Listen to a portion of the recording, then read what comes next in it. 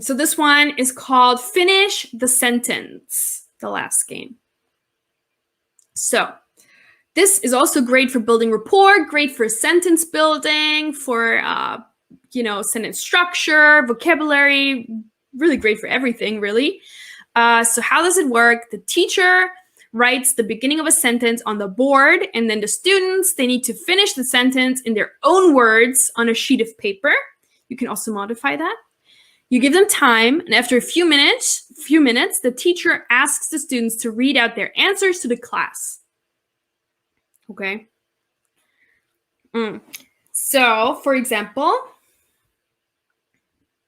what is your?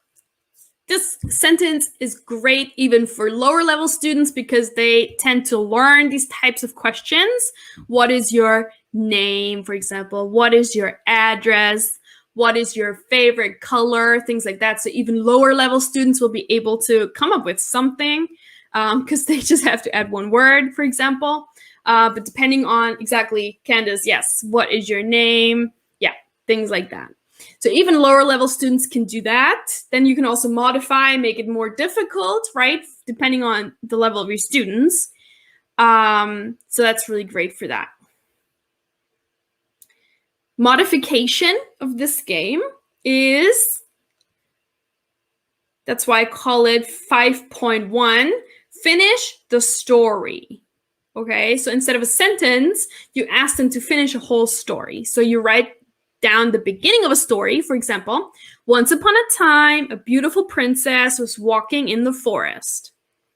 And then you have your students either, again, on a piece of paper, write down, you can tell them, write 4 or 5 more sentences, complete the story, and then you read it out loud. So that's also what you can do. What you can also do, instead of having your students write their own stories individually, you can do this together as a class, where every student would just say one word adding to the story. This is a very fun and interactive game that you can play as a class versus students individually. So for example, it starts with, once upon a time, a beautiful princess was walking in the forest. Then you start with the first student to continue, and he could say, and the next student would say, she, let's use this as an example, met a fox wearing a funny hat, for example, or a funny hat, right? So every student could just add one word. And what's important here, that you as a teacher make sure that it makes sense, the structure is correct, every part of speech is in the right place, right? So they learn how, oh, this is how an English sentence works. This is where I need to put what word. So that also works really, really well. I like this. And then she met a fox wearing a funny hat. I like that. Or, once upon a time, a beautiful princess was walking in the forest and suddenly it started raining. Yeah, good.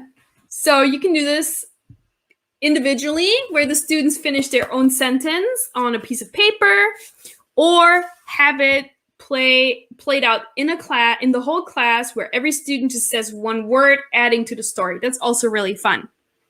I really like playing this game, and usually they try to make it, as silly and funny as possible, and everybody's laughing. It's a good time.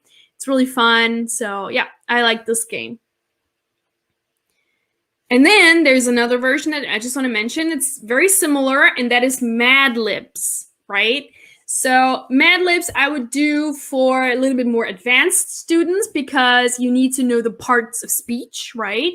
I don't know if you can see this now on this sheet. So this is just something that I found on Google. As you can see, it's from Classroom Junior down here. If you look at that, so that's not from ITTT or from me. I just used this from the internet to show you guys. It's a very short one. They also have longer Mad Libs. So here, what's important if you play Mad Libs, not to show them the sheet first or the story, right? So you would just go in and say, okay, can somebody tell me a name of a person? A name. I need a name. You write down the name onto the board. Next, we need an adjective. Who can tell me an adjective? You write down the adjective. Once you've gone through all of the things that you need, then you show them the sheet, or you show them you show them the you hand out the paper, either way how you want to do it, and then you start filling this in with the information you have compiled, right? If they see the story before, they already know which words might fit best. So it's more funny. It's funnier if you don't show them the story before and they just have to come up with words on their own, right? So there's a lot of different kinds of Mad Libs. You could just Google Mad Libs. There's so many out there, but you can also create your own on this website. So you can write your own story and then add in the parts that you want to have blank and what kind of parts of speech, what kind of word you want. You can also do that. So that's a really fun game. I also really like to play Mad Libs. It's always really fun and results in a lot of giggles and laughter. And yeah, it's good for practicing the parts of speech because sometimes English learners, if you say tell me an adjective, they don't know what you're talking about. And the more longer you learn English, you need to know these kinds of words. So it's really important. So yeah. That's how it works. And I just realized we could have actually done this together too to make a funny story. But yeah, that's for another time. We can do Mad Libs together. So those are the games. This is the last one, I think. Thanks so much for watching. We are ITTT, the leading provider for TEFL and TESOL training courses. If you like this video, please subscribe by clicking the button down here and click on any of the videos here on the left for more interesting teaching tips for getting certified to teach English abroad and online.